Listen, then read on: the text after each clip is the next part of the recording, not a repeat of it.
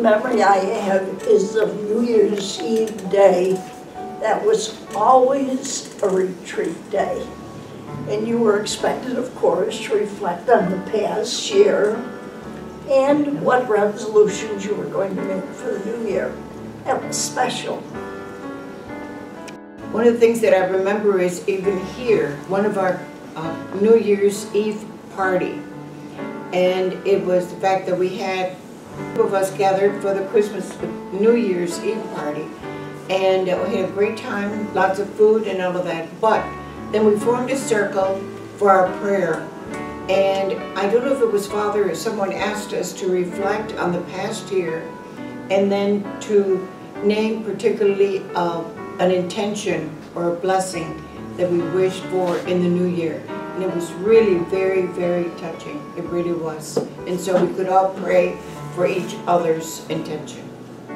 I remember, again, in the decades before the 21st century, when we were still on Mill Street, of getting up in time to play the chimes on the organ at midnight and for several minutes after midnight. Well, I have different thoughts about New Year's Eve because I got into trouble.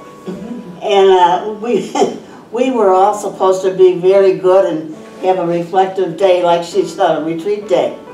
And one thing that we did was, and at the time of midnight, a novice would go up and ring the bell, the bell that was above our mother house. You know, you had to really ring that bell. So anyway, I was chosen to ring the bell for our community at midnight. And I got up there and I was so thrilled that I rang and rang and rang and rang.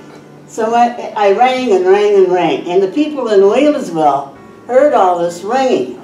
And they were used to hearing it on New Year's Eve, but they were never attuned to it being rung this long, okay? And actually, some people actually phoned in to find out what terrible thing was happening. Well, the next day, I was in trouble, naturally, and that's how I remember New Year's Eve, being in trouble.